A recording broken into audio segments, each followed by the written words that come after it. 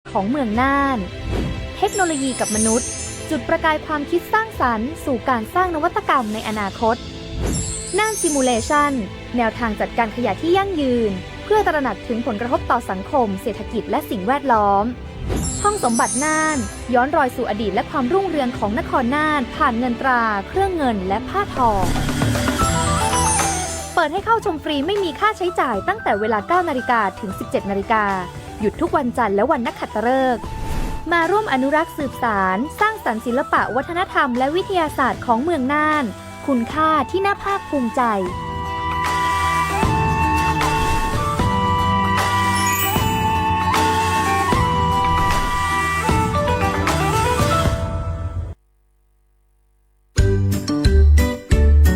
รักชาติไทยใส่ใจโลกนี่คำขวัญวันเด็กปีนี้นี่นาแล้วเราจะไปเล่นเต้นเที่ยวที่ไหนกันดีอะมาที่นี่เลยจ้าสถานีวิทยุกระจายเสียงแห่งประเทศไทยจังหวัดเชียงใหม่ขอเชิญน้องๆหนูๆร่วมงานวันเด็กแห่งชาติประจำปี 2569 ในวันเสาร์ที่ 11 มกราคม 2569 เวลาตั้งแต่ 8 โมงเช้าจนถึงเที่ยงกิจกรรมตอบคำถามเล่นเกมลุ้นรับของรางวัลมากมายแล้วพบกันนะคะ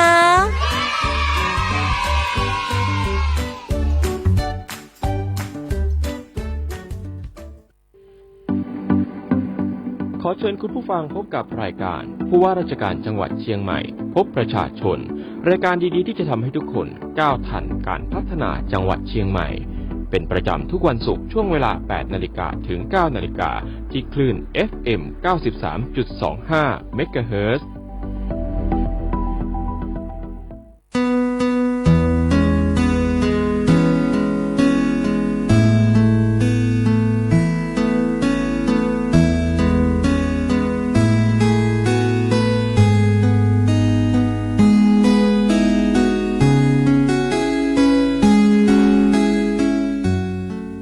สวัสดีค่ะต้อนรับคุณผู้ฟังทุกท่านเข้าสู่ช่วงเวลาของรายการผู้ว่าราชการจังหวัดเชียงใหม่พบประชาชนทุกเช้าวันศุกร์นะคะ 8 นาฬิกา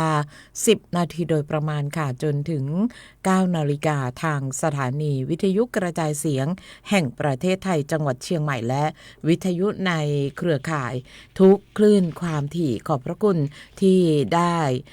ประชาสัมพันธ์แล้วก็รับสัญญาณรายการผู้ว่าราชการจังหวัดเชียงใหม่พบประชาชนส่งต่อไปให้คุณผู้ฟังได้รับฟังกันอย่างทั่วถึงค่ะรายการผู้ว่าราชการจังหวัดเชียงใหม่พบประชาชนดิฉันวีระอนงค์ดวงทิพย์ทำหน้าที่ดำเนินรายการแล้วก็อยู่กับคุณผู้ฟังนะคะสำหรับในช่วงเวลานี้ที่เราได้พูดคุยกันนะคะวันนี้มีหลายๆเรื่องราวที่น่าสนใจค่ะคุณผู้ฟังที่จะได้นำมาฝากกับคุณผู้ฟังนะคะไม่ว่าจะเป็นการรวบรวมกิจกรรมต่างๆของท่านผู้ว่าราชการจังหวัดเชียงใหม่นายรัฐพล นราธิศรในรอบสัปดาห์จะเป็นการเริ่มต้นกันก่อนและวันนี้เราจะได้พูดคุยกับท่านรองผู้ว่าราชการจังหวัดเชียงใหม่ท่านใหม่ล่าสุดนะคะท่านบุญลือธรรมธรานุรักษ์นะคะท่านรองผู้ว่าราชการจังหวัดเชียงใหม่ท่านใหม่เดี๋ยวท่านจะมีเรื่องราวอะไรมาพูดคุยให้เราได้รับฟังก็ติดตามกันได้ในช่วงต่อไปรวมถึงนายกวีวัฒน์อ่องลอยนะคะนักวิเคราะห์นโยบายและแผนชำนาญการสำนักงานป้องกันและบรรเทาสาธารณภัยจังหวัดเชียงใหม่ค่ะท่านจะได้มาประชาสัมพันธ์นโยบายการป้องกันและลดอุบัติเหตุทางถนนของจังหวัดเชียงใหม่ในช่วงของวันหยุดยาวนะคะและจะปิดท้ายด้วยงานดีๆงานสันปูเลยฮาล์ฟมาราธอนครั้งที่4นะคะก็สามารถติดตามก็ได้ในช่วงของรายการผู้ว่าราชการจังหวัดเชียงใหม่พบประชาชนค่ะและในช่วงนี้ค่ะคุณผู้ฟังเราจะให้คุณผู้ฟังได้ติดตามรับฟังเสียงของท่านผู้ว่าราชการจังหวัดเชียงใหม่กันก่อนในการสรุปกิจกรรมต่างๆของท่านผู้ว่าในรอบสัปดาห์ค่ะเล่าเรื่องเมืองเชียงใหม่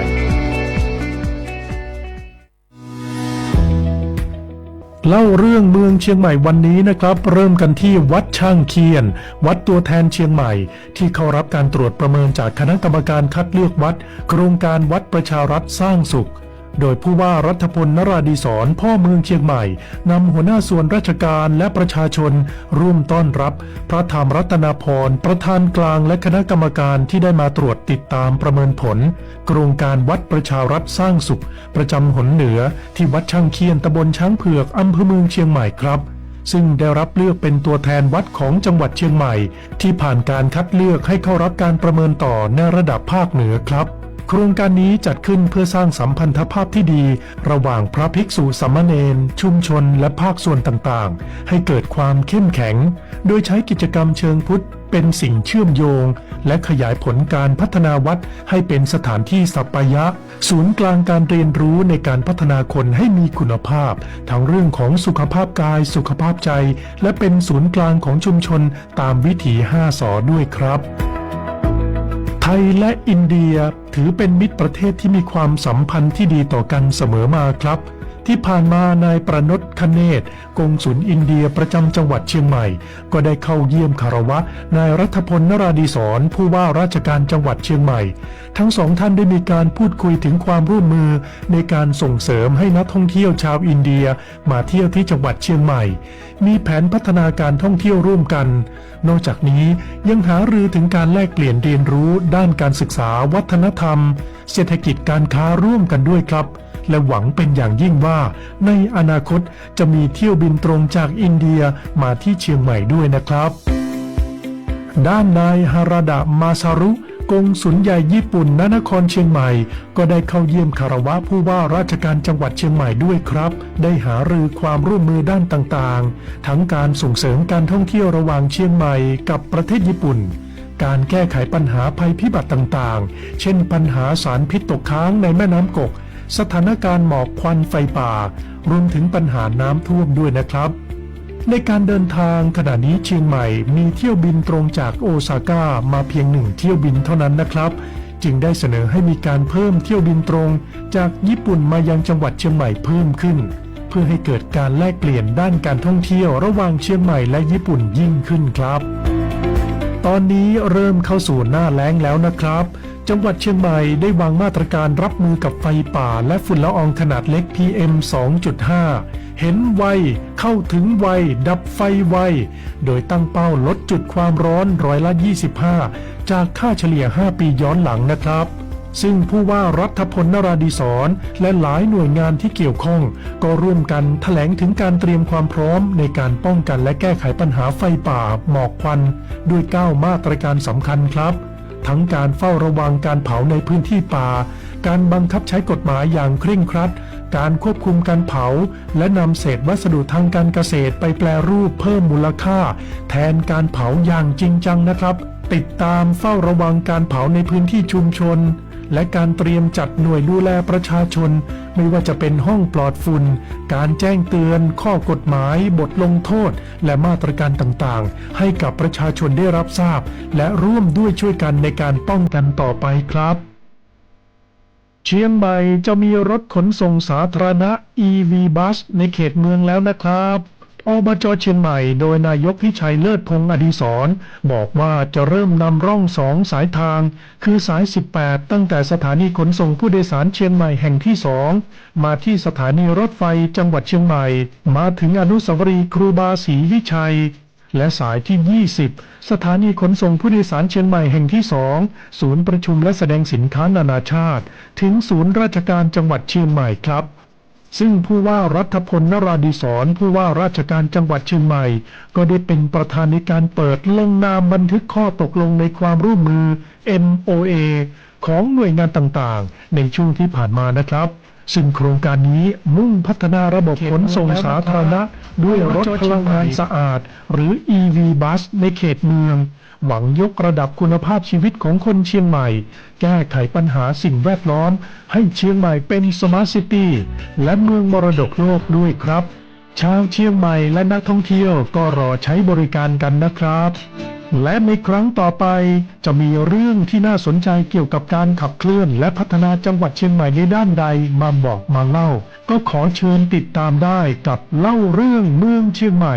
โดยสำนักงานประชาสัมพันธ์จังหวัดเชียงใหม่นะครับ และนั่น ก็เป็นเรื่องราวนะคะการสรุปกิจกรรมภารกิจของท่านผู้ว่าราชการจังหวัดเชียงใหม่ค่ะนายรัฐพล นราดิศรนะคะซึ่งท่านก็ได้มีภารกิจแบบนี้สรุปนะคะโดยสำนักงานประชาสัมพันธ์จังหวัดเชียงใหม่ค่ะที่ซัพพอร์ตข้อมูลให้กับเรานะคะได้ติดตามได้รับรู้รับทราบกันต่อเนื่องในทุกสัปดาห์ค่ะวันนี้รายการผู้ว่าราชการจังหวัดเชียงใหม่พบประชาชนอย่างที่บอกนะคะว่ามีหลายๆเรื่องราวหลายประเด็นนะคะที่จะได้นำมาเสนอมาพูดคุยให้กับคุณผู้ฟังนะคะและในช่วงเวลานี้ค่ะก็จะเป็นช่วงเวลาที่เราจะได้มารู้จักกับท่านรองผู้ว่าราชการจังหวัดเชียงใหม่นะคะท่านใหม่เลยทีเดียวพี่น้องประชาชนคนเชียงใหม่หลายท่านก็รอคอยนะคะว่าท่านรองผู้ว่าราชการจังหวัดเชียงใหม่ท่านใหม่ของเราซุ้มเสียงจะเป็นอย่างไรตอนนี้ท่านอยู่ในสายกับเราแล้วนะคะขอต้อนรับนายบุญลือธรรมธารานุรักษ์ค่ะรองผู้ว่าราชการจังหวัดเชียงใหม่สวัสดีค่ะครับสวัสดีครับผมบุญลือธรรมธารานุรักษ์ครับสวัสดีท่านผู้ฟังทุกท่านครับค่ะต้อนรับท่านรองผู้ว่าท่านใหม่เข้าสู่เมืองเชียงใหม่นะคะที่อบอุ่นและสวยงามไหมคะที่สุดเลยครับ ค่ะก็ได้ทราบมาว่าท่านรองเองเคยทำงานอยู่ในพื้นที่เชียงใหม่มาก่อนหน้านี้ใช่ครับจริงๆผมไม่ใช่คนใหม่สำหรับจังหวัดเชียงใหม่ซะทีเดียวเลยนะครับเพราะว่าชีวิตราชการผมตั้งแต่สมัยเป็นปลัดอำเภอนะครับผมเติบโตวนเวียนอยู่ในจังหวัดเชียงใหม่หลายอำเภอครับแล้วก็ได้ขึ้นเป็นนายอำเภอก็ที่จังหวัดเชียงใหม่ตอนเป็นปลัดอำเภอนี่ผมเป็นปลัดอำเภออยู่ที่ฝางนะครับเชียงดาวเวียงแหงสำเมิงหางดงแล้วก็อำเภอฮอดแล้วผมอยู่หลายสายใต้เหนือทั้งใต้เลยนะคะใช่ครับสำเมิงหางดงก็เคยอยู่ครับแล้วก็ไปอยู่อำเภอฮอดแล้วก็ขึ้นเป็นในอำเภอครั้งแรกนะครับที่อำเภอกัลยาณิวัฒนาเมื่อปลายปี2559ครับหลังจากนั้นก็ย้ายไปอยู่อำเภอแม่แจ่มนานครับผมเป็นในอำเภอแม่แจ่ม4 ปีครึ่งนะครับค่ะครับชีวิตราชการส่วนใหญ่ก็วนเวียนอยู่ในจังหวัดเชียงใหม่ครับแสดงว่าท่านคุ้นเคยกับพื้นที่เมืองเชียงใหม่ดีไม่น้อยเลยทีเดียวค่ะครับที่สำคัญก็คือผมมาเรียนหนังสือที่นี่ด้วยครับผมเรียนจบที่มหาวิทยาลัยเชียงใหม่ตั้งแต่ปี2531มาเรียนหนังสือครับนะคะพี่น้องชาวจังหวัดเชียงใหม่หลายคนก็ตั้งตารอนะท่านรองผู้ว่าราชการจังหวัดเชียงใหม่ท่านใหม่จะเป็นอย่างไรน่าเสียดายวันนี้ท่านได้มาในลักษณะของการโฟนอินไม่ได้มานั่งในห้องส่งเดี๋ยวโอกาสหน้าคงจะได้มีโอกาสมานั่งในห้องส่งสดๆกันบ้างนะคะครับยินดีครับอยากให้ท่านได้พูดถึงเรื่องของการทำงานค่ะแนวนโยบายในการทำงานของท่านเป็นอย่างไรที่ได้วางไว้ค่ะครับโดยตำแหน่งรองผู้ว่าการจังหวัดเชียงใหม่เนี่ยนะครับตามกฎหมายแล้วเนี่ยกฎหมายก็ให้ถือว่ารองผู้ว่าการจังหวัดเป็นผู้ช่วยนะครับเป็นผู้ช่วยของท่านผู้ว่าการจังหวัดท่านผู้ว่าเองก็มีหน้าที่นำนโยบายของรัฐบาลนะครับมาปฏิบัติให้เกิดผลสำเร็จในพื้นที่นอกเหนือไปจากงานประจำตามกฎหมายที่กำหนดให้ผู้ว่าการจังหวัดมีหน้าที่แล้วเนี่ยอีกส่วนหนึ่งก็คือการนำนโยบายของรัฐบาลทุกรัฐบาลนะครับไม่ว่าจะเป็นรัฐบาลไหนเอามาปฏิบัตินะครับเอามาขับเคลื่อนในพื้นที่นะครับให้บรรลุเป้าหมายแล้วอีกส่วนหนึ่งเนี่ยก็คือเรื่องของการนำเอาวาระที่เป็นประเด็นปัญหาในพื้นที่ของจังหวัดเชียงใหม่เองไม่ว่าจะเป็นเรื่อง PM 2.5 ไม่ว่าจะเป็นเรื่องน้ำท่วมเรื่องอะไรต่างๆที่เป็นปัญหาในพื้นที่ดังนั้นงานหลักๆของรองผู้ว่าก็คือสนับสนุนและเป็นผู้ช่วยเหลือการทำงานของท่านผู้ว่าการจังหวัดให้ประสบความสำเร็จนั่นเองครับค่ะนะคะนี่ก็จะเป็นนโยบายในการทำงานของท่านรองผู้ว่าราชการจังหวัดเชียงใหม่ท่านใหม่นะคะพวกเราก็ยินดีค่ะยินดีต้อนรับท่านรองแล้วเราก็คงจะได้มีโอกาสร่วมงานกันท่านรองก็คงจะมีโอกาสได้ดูแลพี่น้องประชาชนคนเชียงใหม่อีกหลายๆด้านนะคะโดยเฉพาะในด้านของแนวนโยบายการทำงานที่ท่านได้วางไว้ด้วยนะคะก็เป็นการเข้ามาทักทายมาพูดคุยกันนะคะแล้วก็เดี๋ยว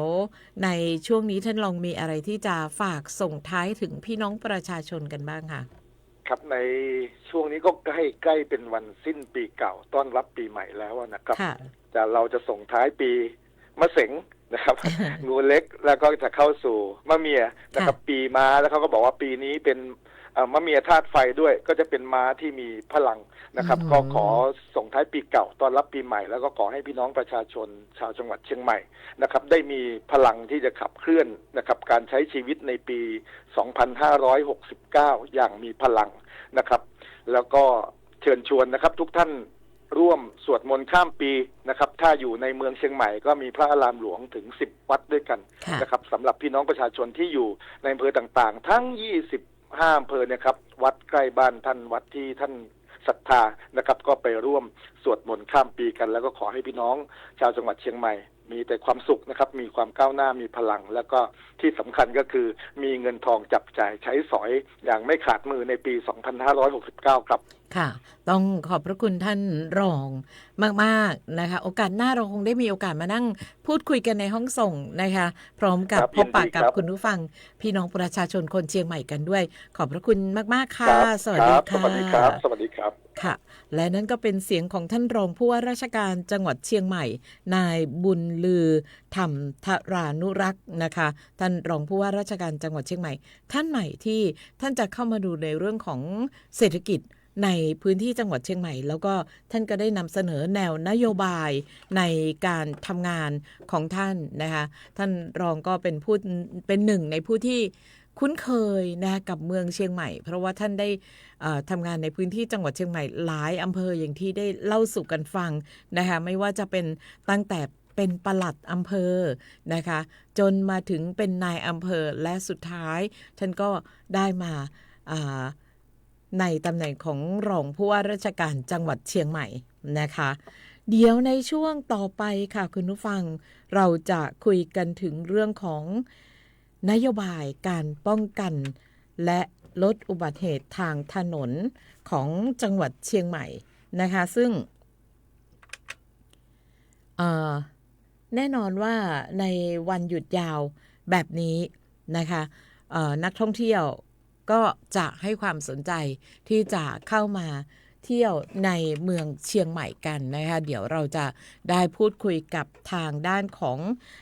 นักวิเคราะห์นโยบายและแผนชำนาญการจากสำนักงานป้องกันและบรรเทาสาธารณภัยจังหวัดเชียงใหม่สักครู่ค่ะ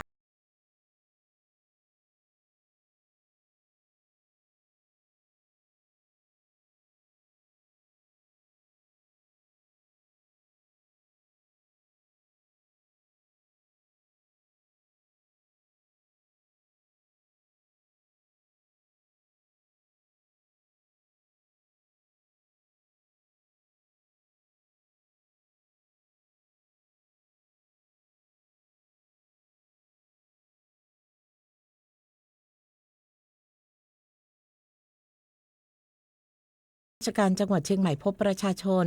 นะคะเราจะได้คุยกันถึงเรื่องของการป้องกันและลดอุบัติเหตุทางถนนของจังหวัดเชียงใหม่ในช่วงวันหยุดยาวแน่นอนหลายท่านหลายคนมีการวางแผนมาเที่ยวในพื้นที่จังหวัดเชียงใหม่รวมถึงคนเชียงใหม่เองก็มีการวางแผนที่จะไปพักผ่อนกันด้วยนะคะแล้วก็มีการเดินทางเป็นเรื่องสำคัญที่สุดในช่วงนี้ค่ะนายกวีวัฒน์อ่องละอนักวิเคราะห์นโยบายและแผนชำนาญการสำนักงานป้องกันและบรรเทาสาธารณภัยจังหวัดเชียงใหม่ค่ะท่านจะได้มาคุยถึงนโยบายของการทำงานในเรื่องนี้สวัสดีค่ะครับสวัสดีครับค่ะนะคะทางด้านของสำนักงานป้องกันและบรรเทาสาธารณภัยจังหวัดเชียงใหม่เขามีประเด็นมีนโยบายในการวางแผน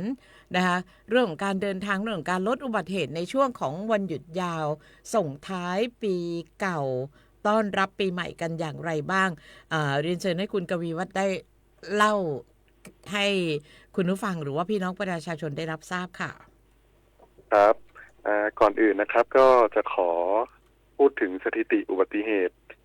ทางถนนช่วงเทศกาลปีใหม่ในปีที่แล้วนะครับผมซึ่งจังหวัดเชียงใหม่นะครับก็มีอุบัติเหตุเกิดขึ้นจำนวน44ครั้งนะครับแล้วก็มีผู้บาดเจ็บ44รายแล้วก็เสียชีวิต5รายนะครับซึ่งช่วงวันที่เกิดเหตุสูงสุดก็คือช่วงวันที่1มกราคม2568นะครับจำนวนที่11ครั้งนะครับแล้วก็สาเหตุของการเกิดอุบัติเหตุทางถนนนะครับใน3อันดับแรกนะครับก็จะได้แก่การขับรถเร็วเกินกว่ากำหนดนะครับอยู่ที่ 26% นะครับ รองลงไปก็จะเป็นการดื่มแล้วขับนะครับ17%นะครับแล้วก็ทัศนวิสัยไม่ดีนะครับ17%เหมือนกันนะครับโดยพฤติกรรมเสี่ยงของการก่อให้เกิดการอุบัติเหตุทางถนนเนี่ยนะครับก็ได้แก่การที่รถมอเตอร์ไซค์นะครับไม่มีการสวมหมวกนิรภัยนะครับถึง39%นะครับรองลงไปก็จะเป็นการขับรถเร็วเกินกว่ากำหนดนะครับอยู่ที่ 12% แล้วก็ดื่มแล้วขับนะครับโดยที่ยานพาหนะส่วนใหญ่ที่ประสบเหตุนะครับได้แก่รถจักรยานยนต์นะครับถึง80%นะครับซึ่งในปีนี้นะครับเราใช้การเตรียมการเทศกาลปีใหม่2569เราใช้หัวข้อการรณรงค์ว่าขับขี่ปลอดภัยลดความเร็วลดอุบัติเหตุนะครับซึ่งเราแบ่งการดำเนินงานออกเป็น2ช่วงนะครับช่วงที่1นะครับก็คือช่วงของการรณรงค์และประชาสัมพันธ์นะครับเราเริ่มกันตั้งแต่วันที่1ธันวาถึงวันที่22ธันวาคม2568นะครับซึ่งเราก็ได้มีการรณรงค์ประชาสัมพันธ์ให้ประชาชนได้ทราบและก็ตระหนักถึงความปลอดภัยในการใช้รถใช้ถนนก่อนที่จะเข้าสู่ช่วงที่2นะครับก็คือช่วงของการดำเนินการนะครับช่วงของการดำเนินการนี้เราก็จะแบ่งออกเป็น3ช่วงย่อยๆออกไปนะครับก็คือช่วงก่อนควบคุมเข้มข้นนะครับก็คือ7วันก่อนที่จะมีการรณรงค์เข้มข้นนะครับก็คือตั้งแต่วันที่23จนถึง29ธันวาคมนะครับก็คือช่วงนี้ใช่ครับก็คือช่วงนี้ครับเราก็เริ่มมีการนับสถิติการเกิดอุบัติเหตุทางถนนขึ้นแล้วนะครับแล้วก็เราก็จะเข้าสู่ช่วงของการรณรงค์เข้มข้นนะครับก็คือช่วง7วันอันตรายนั่นเองนะฮะก็คือตั้งแต่วันที่30ธันวาคมจนถึงวันที่5มกราคม2569ครับหลังจากช่วง7วันอันตรายแล้วเราก็ยังมีการดำเนินการช่วงหลังควบคุมเข้มข้นอีก7วันนะครับคือตั้งแต่วันที่6จนถึงวันที่12มกราคม2569นะครับซึ่งในปี2569นี้นะครับเรามีการตั้งเป้าหมายไว้ว่า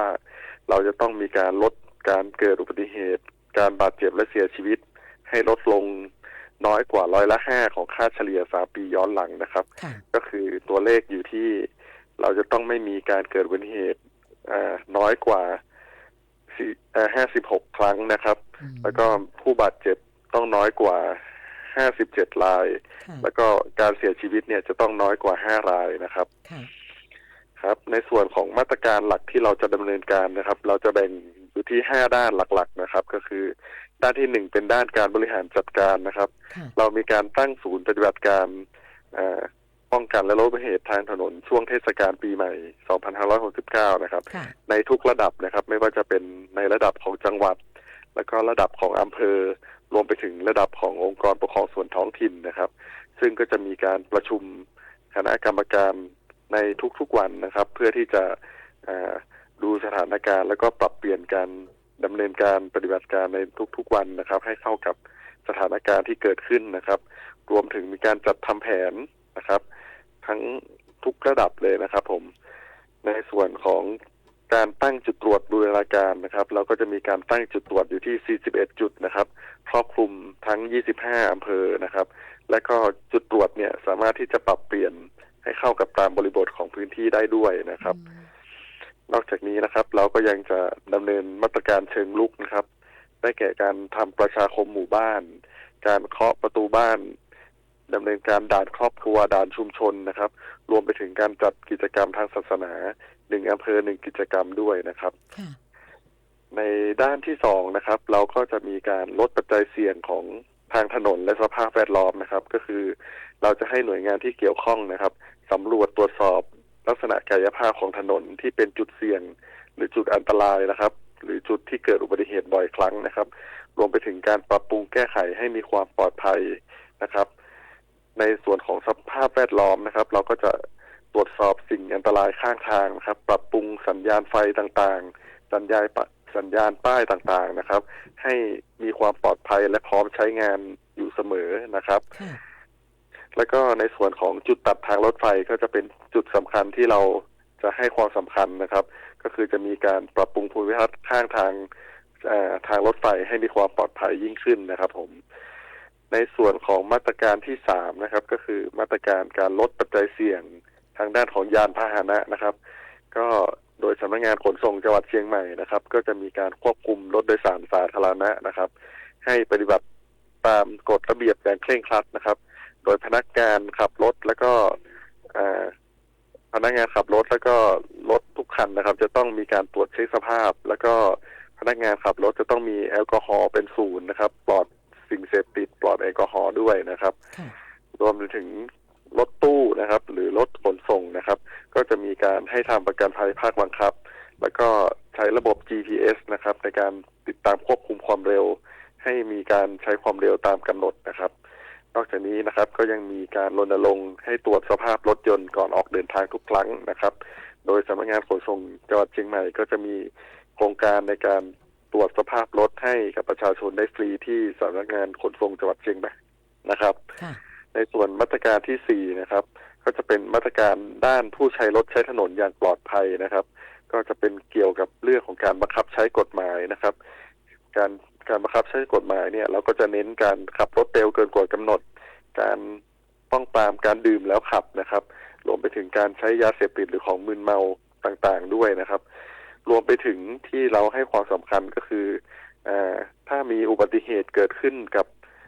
เยาวชนที่มีอายุต่ำกว่า20ปีแล้วมีสาเหตุที่เกิดจากการเมาแล้วขับเนี่ยเราจะมีการสอบสวนขยายผลเพื่อดำเนินคดีกับผู้จำหน่ายเครื่องดื่มแอลกอฮอล์ให้กับเยาวชนในทุกกรณีอย่างถึงที่สุดนะครับผมค่ะนอกจากนี้ครับเชิญค่ะ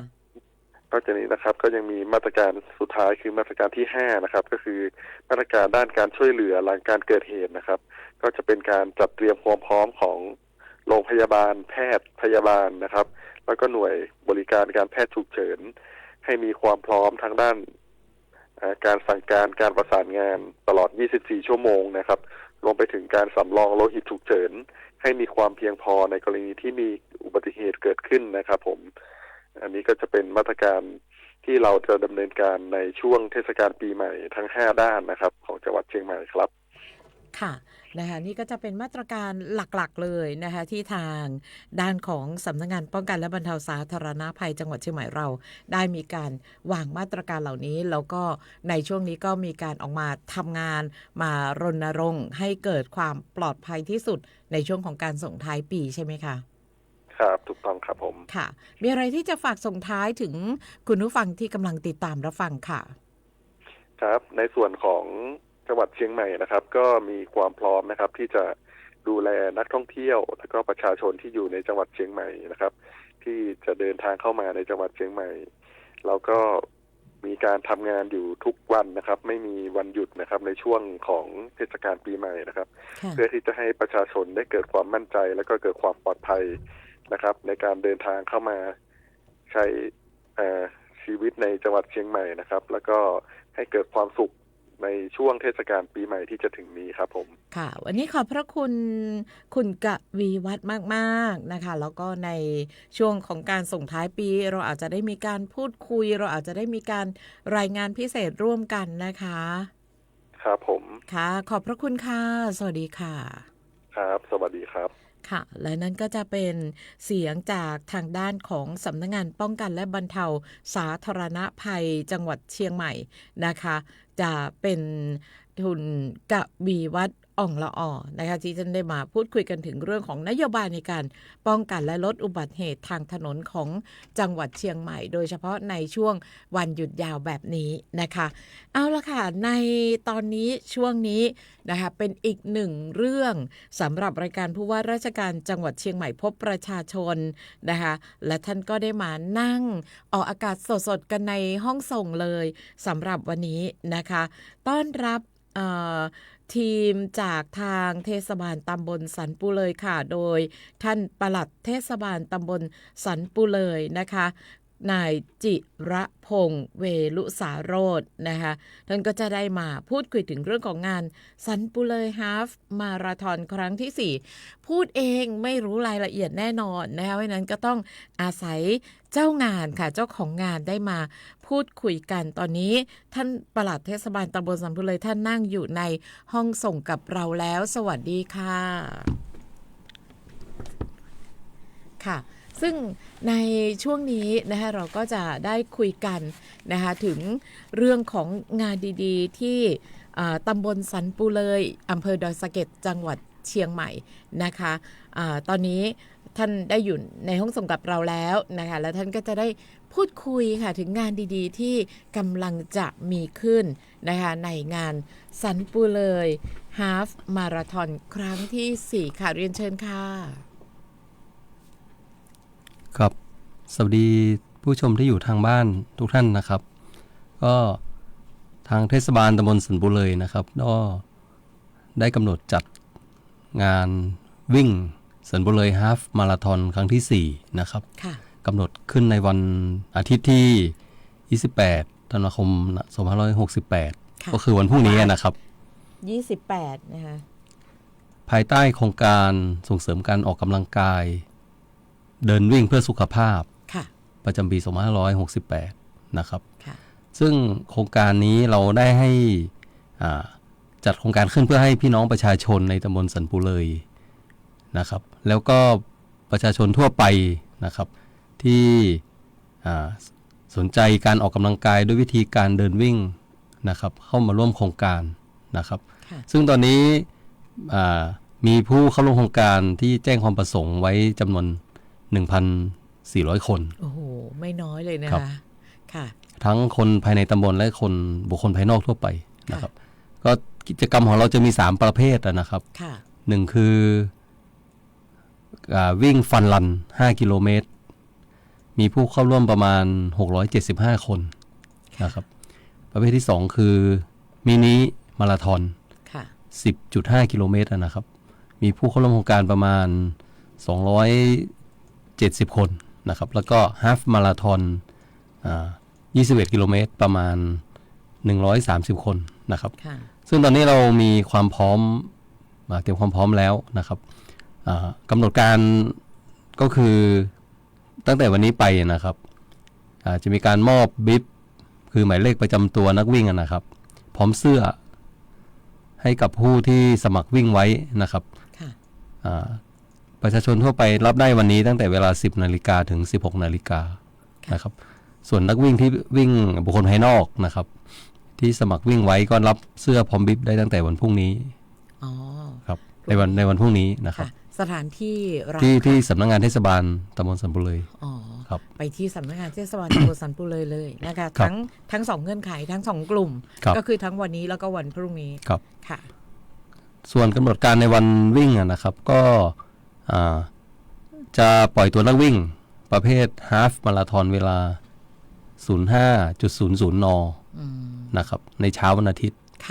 ก็ขอให้นักวิ่งที่สมัครไว้มาพร้อมก่อนเวลาสักครึ่งชั่วโมงนะครับซึ่งเรามีที่จอดรถให้บริเวณด้านหน้าเทศบาลนะครับส่วนพิธีเปิดนะครับก็จะมีท่านพิชัยเลิศพงษ์อดิศรนายกองค์การบริหารส่วนจังหวัดเชียงใหม่มาเป็นประธานในพิธีเปิดนะครับโดยขอเชิญนักวิ่งพร้อมแขกผู้มีเกียรติทุกท่านที่ร่วมโครงการนะครับพร้อมกันเวลา 05.30 น.ที่สำนักงานเทศบาลตำบลสันปูเลยนะครับแล้วก็ท่านนายกเทศมนตรีตำบลสันปูเลยท่านสาธิตคำหนอแก้วนะครับจะเป็นผู้รายงานต่อประธานในเวลา 05.45 น.นะครับแล้วก็ก่อนหน้านั้นก็จะมีการวอร์มอัพโดยการแอโรบิกนะครับผู้เข้าร่วมโครงการจะมีการวอร์มอัพด้วยการเต้นแอโรบิกยืดเหยียดกล้ามเนื้อวอร์มร่างกายนะครับก่อนที่จะมีการวิ่งในเวลา 05.30 น.ครับแล้วก็จะปล่อยตัวนักวิ่งเวลาประเภทมินิเวลา 06.00 น.ครับส่วนประเภทฟันรันจะปล่อยเวลา 06.505 นะครับต่อจากมินินะครับก็จะเป็นไปตามลำดับของระยะทางครับค่ะก็ซึ่งเส้นทางวิ่งตอนนี้เรากำหนดเส้นทางไว้แล้วก็ลงเว็บไซต์ไว้แล้วลงใน Facebook ของเทศบาลไว้นะครับเผื่อที่นักวิ่งที่ยังไม่รู้เส้นทางจะได้ดูได้นะครับ Facebook ของเทศบาลตำบลสันปูเลยและเว็บไซต์นะครับค่ะก็ เชื่อว่าหลายท่านก็คงจะสนใจแล้วก็หลายท่านที่ได้ไปลงทะเบียนไว้นะคะก็เตรียมตัวรับเสื้อพร้อมบรีฟได้เลยนะคะครับค่ะ แล้วก็ในความพร้อมนะครับเทศบาลก็ได้เตรียมนะครับบุคลากรพนักงานประจำจุดบริการไว้ทั้งจุดให้น้ำจุดบริการน้ำดื่มเกลือแร่นะครับแล้วก็มีรถพยาบาลฉุกเฉินที่จะคอยช่วยเหลืออำนวยความสะดวกกรณีมีการเจ็บป่วยฉุกเฉินนะครับรวมทั้งทีมกู้ชีพกู้ภัยเราก็สแตนบายพร้อมนะครับซึ่งความพร้อมของเราก็พร้อมเต็มที่แล้วครับตอนนี้นะครับส่วนในด้านรางวัลก็ผู้เข้าร่วมโครงการนะครับก็จะได้เหรียญรางวัลที่ผู้ที่ลงทะเบียนไว้ทุกท่านนะครับจะได้เหรียญรางวัลแล้วก็จะมีเงินรางวัลตอบแทนพิเศษพร้อมถ้วยรางวัลสำหรับผู้ที่ชนะเลิศแต่ละประเภทนะครับทั้งฟันรันมินิแล้วก็ฮาฟนะครับทั้ง3ประเภทเลยซึ่งรายละเอียดก็สามารถดูได้จากในเว็บไซต์และ Facebook ของเทศบาลนะครับครับนะคะก็ถือว่าเป็นกิจกรรมดีๆอีกหนึ่งกิจกรรมนะคะที่มีขึ้นนอกเหนือจากเรื่องของการวิ่งค่ะมีกิจกรรมอะไรที่จะเพิ่มเติมเชิญชวนค่ะครับก็สำหรับเทศบาลตำบลสำเลยตอนนี้เราก็จะมีกิจกรรมที่เกิดขึ้นในตำบลอีกกิจกรรมหนึ่งคืองานบอลลูนนะครับแต่เป็นอยู่ในพื้นที่ของปางช้างปางดีครับที่อยู่ในเทศบาลเขตเทศบาลอยู่ในเขตเทศบาลตำบลสันปูเลยช่วงนี้จนถึงช่วงปีใหม่สิ้นปีครับตอนนี้ก็เริ่มมีแล้วเริ่มมีแล้วครับค่ะซึ่งหลายคนก็อาจจะสนใจในเรื่องของบอลลูนนะคะความสวยงามแต่ว่าทางเทศบาลเองก็คงจะต้องมีการควบคุมดูแลในเรื่องของการจัดงาน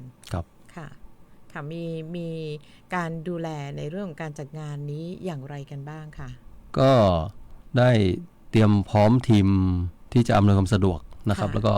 ในเรื่องของกรณีเกิดอุบัติเหตุฉุกเฉินหรือเจ็บป่วยเราก็มีทีมที่สแตนบายนะครับในเรื่องของการกู้ชีพกู้ภัยในเรื่องของการรักษาพยาบาลรถพยาบาลฉุกเฉินซึ่งมีเครื่องมือฉุกเฉินพร้อมบุคลากรประจำรถครับค่ะจริงๆแล้วเทศบาลตำบลสันปูเรินไม่ได้ไกลจากตัวเมืองเชียงใหม่นะคะมีสถานที่ท่องเที่ยวหรือว่ามีอะไรที่จะแนะนำเชิญชวนนักท่องเที่ยวหรือว่าคนเชียงใหม่ไปเที่ยวกันบ้างคะครับก็ในเทศบาลตำบลสันปูเรินนะห่างจากจังหวัดเชียงใหม่อำเภอเมืองประมาณ11 กิโลเมตรครับอยู่วงแหวนรอบ3นะครับแล้วก็ตอนนี้เรากำลังทำโครงการกิจกรรมส่งเสริมการท่องเที่ยวอยู่นะครับด้านหน้าเทศบาลตอนนี้กำลังทำเป็นสวนสาธารณะนะครับขนาดเล็กมีสถานที่ออกกำลังกายพักผ่อนให้ประชาชนนะครับแล้วก็ส่วนในด้านของสินค้าโอท็อปผลิตภัณฑ์ชุมชนนะครับเราก็มีของดีของเด็ดตำบลสันปูเลยในทุกหมู่บ้านในตำบลสันปูเลยนะครับซึ่งเช่นอะไรบ้างเพิ่งจัดงานไปนะครับไม่ว่าจะเป็นด้านอาหารนะครับซึ่งมีขนมจีนที่ผลิตในบ้านสันตุม่วงใต้ซึ่งมีจุดเด่นคือความยาวครับความยาวของเส้นเหรอครับยาวที่สุดในจังหวัดเชียงใหม่ที่เขาผลิตครับค่ะแล้วก็พวกผลิตภัณฑ์ด้านแกะสลักจักสานของประชาชนที่ทำมาตั้งแต่ดั้งเดิมนะครับรวมทั้งด้านเสื้อผ้านะครับเราก็มีกลุ่มผลิตเสื้อผ้านะครับมีของดีของเด็ดของเด่นหลายอย่างอยู่นะครับนะคะก็จะเป็น อีกหนึ่งพื้นที่ที่อยากจะเชิญชวนให้นักท่องเที่ยวที่ได้มีโอกาสเข้ามาในพื้นที่จังหวัดเชียงใหม่โดยเฉพาะในช่วงวันหยุดยาวแบบนี้เทศบาลสันปูเลยก็พร้อมเลยนะคะพร้อมทั้งเจ้าหน้าที่พร้อมทั้งเรื่องของผู้ประกอบการร้านค้าต่างๆในพื้นที่ก็รอที่จะให้การดูแลต้อนรับกันอยู่ครับค่ะนะคะก็ช่วงนี้ก็อย่างที่บอกว่าล่าสุดก็จะเป็นเรื่องของงานวิ่งนะคะที่ท่านปลัดได้มาพูดคุยกันในวันนี้ก็จะเป็นเรื่องของการวิ่งนะคะสันปูเลยฮาฟมาราธอนครั้งที่4จัดมา4ครั้งครับต่อเนื่องมาทุกปีครับค่ะปีหน้าก็ยังคงเดินหน้ากันเหมือนเดิมครับก็ถือเป็นโครงการที่จุดกระแสการออกกำลังกายให้ประชาชนทุกในพื้นที่ของตำบลรวมทั้งประชาชนทั่วไป เพราะว่าหลังจากที่เราจัดกิจกรรมนี้แล้วก็ประชาชนก็ลุกขึ้นมาออกกำลังกายกันเพิ่มขึ้นส่งเสริมสุขภาพร่างกายให้ดีให้แข็งแรงนะครับค่ะบางท่านก็อาจจะใช้ช่วงเวลานี้ฟิตร่างกายรอที่จะร่วมงานในครั้งต่อๆไปอีกครับนะคะโดยทางเทศบาลก็จะตอนนี้เรากำลังทำโครงการก่อสร้างสนามกีฬาสวนสาธารณะขนาดใหญ่นะครับในพื้นที่29 ไร่โหกำลังทำโครงการอยู่นะครับค่ะซึ่งถ้าโครงการแล้วเสร็จเนี่ยครับเราจะมีสนามกีฬามาตรฐานสนามฟุตบอลสนามวิ่งนะครับแล้วก็ทำเป็นเลนวิ่งเลนเดินของประชาชนในบริเวณเดียวกันนะครับซึ่งก็จะเป็นการส่งเสริมการออกกำลังกายให้ประชาชนในพื้นที่เต็มรูปแบบครับค่ะนะคะก็ถือว่าเป็นสิ่งที่จะเกิดขึ้นเพื่อพี่น้องประชาชน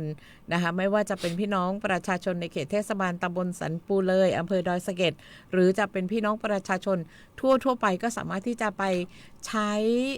พื้นที่ตรงนั้นนะคะในการที่จะร่วมออกกำลังกายในการที่จะร่วมกิจกรรมงานต่างๆของทางเทศบาลได้นะคะเทศบาลก็เปิดรับนะคะค่ะก็ถือว่าเป็นอีกหนึ่งเรื่องดีๆที่มีมาฝากทางด้านของท่านปลัดมีอะไรที่จะเพิ่มเติมสำหรับภารกิจกิจกรรมต่างๆของเทศบาลค่ะครับก็สำหรับผู้ที่ไม่ได้ลงทะเบียนไว้นะครับค่ะก็สามารถเข้าร่วมกิจกรรมได้ก็ไปได้นะในวันอาทิตย์นี้นะครับโดยที่เรามีสามารถเข้าร่วมได้โดยไม่เสียค่าใช้จ่ายนะครับเพียงแต่ว่าจะไม่ได้รับแค่ไม่ได้เสื้อกับเหรียญรางวัลค่ะครับแต่ก็สามารถที่จะไปร่วมขบวนในการวิ่งได้ครับนะคะบางคนเนี่ยชอบมากนะคะแต่ว่าลงทะเบียนไม่ทันค่ะก็ครับรวมทั้งผู้ที่อยู่ตำบลใกล้เคียงติดกันก็มาร่วมได้ครับค่ะคนนอกพื้นที่ไม่จำเป็นต้องเป็นเขตสันปูเลยก็เข้ามาวิ่งร่วมกันได้นะคะก็ถือว่าเป็นกิจกรรมดีๆที่เปิดกว้างสำหรับพี่น้องประชาชนนะคะคนเชียงใหม่อีกหนึ่งงานที่จะมีขึ้นในวันอาทิตย์ที่28 ธันวาคมนี้นะคะมีอะไรที่จะฝากส่งท้ายกับคุณผู้ฟังหรือพี่น้องประชาชนที่กำลังติดตามเราอยู่ค่ะครับก็ตอนนี้เทศบาลตำบลสันปูเลยมีความพร้อมสำหรับกิจกรรมนี้นะครับในทุกๆด้านแล้วครับก็เชิญชวนนะครับ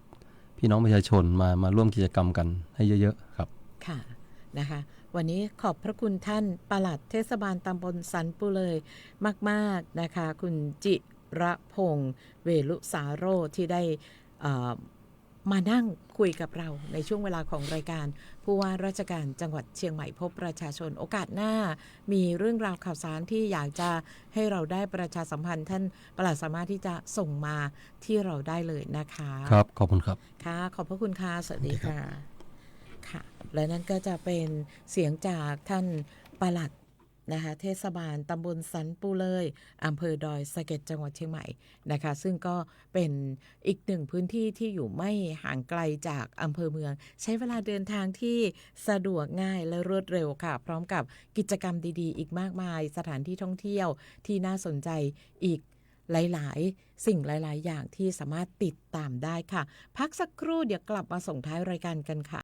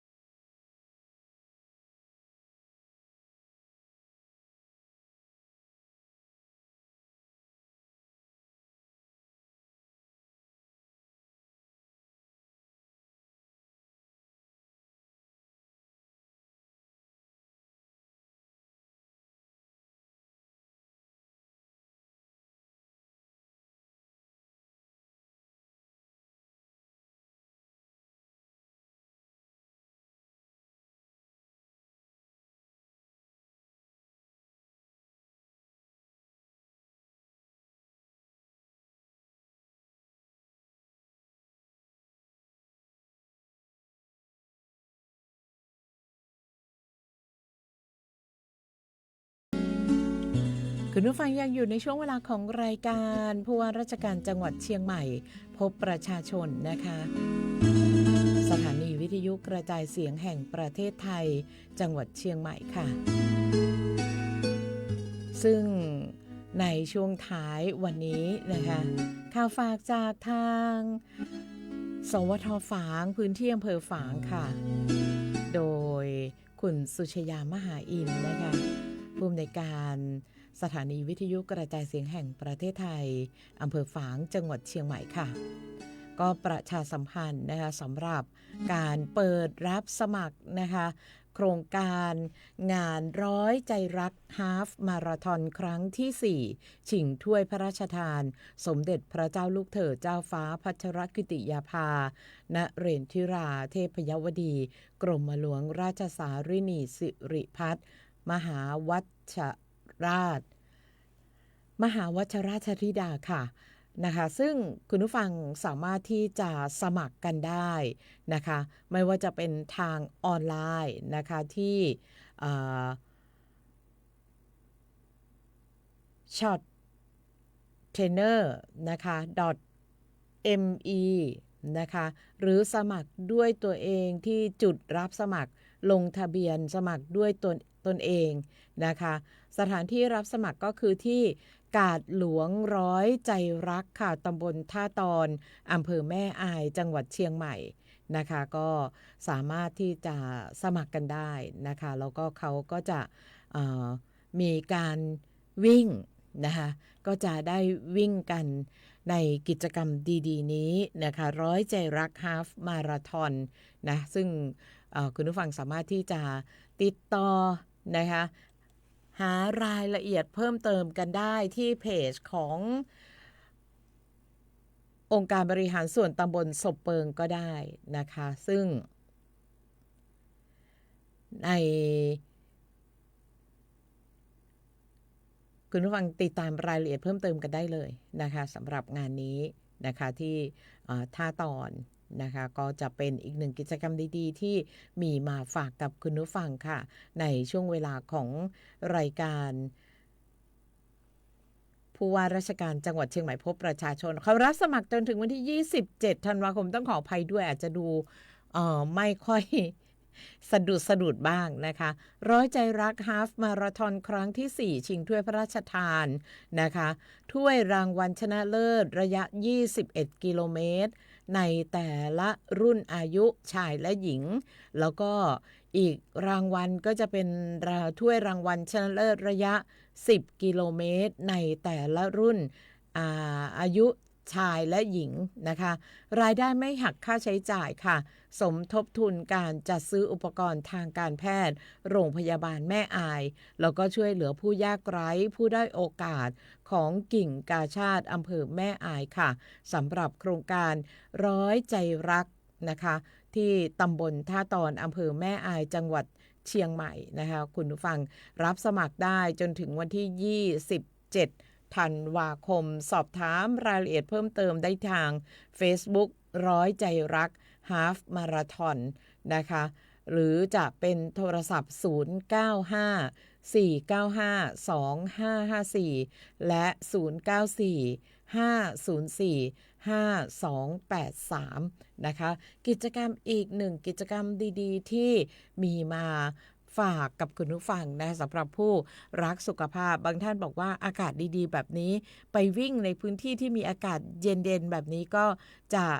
ได้บรรยากาศดีไม่น้อยถือโอกาสพักผ่อนท่องเที่ยวกันไปด้วยนะคะนะก็เป็นอีกหนึ่งกิจกรรมที่เราได้ประชาสัมพันธ์ผ่านให้คุณผู้ฟังได้รับทราบกันในช่วงเวลานี้ค่ะเอาละค่ะมาถึงช่วงสุดท้ายของรายการกันแล้วนะคะวันนี้ก็ต้องขอบพระคุณคุณผู้ฟังทุกท่านค่ะที่ติดตามรับฟังรายการอยู่เป็นเพื่อนกันนะคะแล้วก็สามารถที่จะติดตามรับฟังรายการผู้ว่าราชการจังหวัดเชียงใหม่พบประชาชนกันได้ทุกเช้าวันศุกร์ 8:10 น.โดยประมาณจนถึง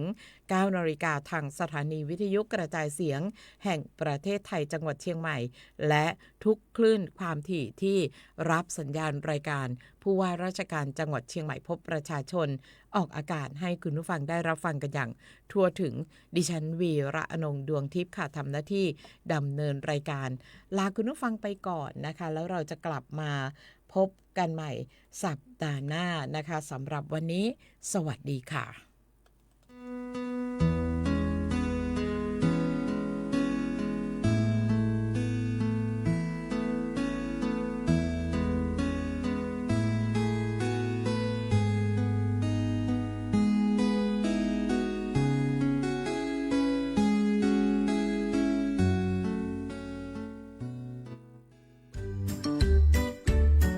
รักชาติไทยใส่ใจโลก นี่คำขวัญวันเด็กปีนี้นี่นา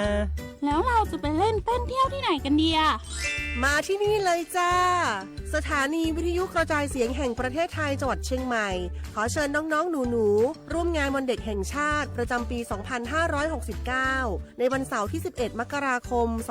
2569 เวลาตั้งแต่ 8 โมงเช้าจนถึงเที่ยงกิจกรรมตอบคำถามเล่นเกมรุ้นรับของรางวัลมากมายแล้วพบกันนะคะ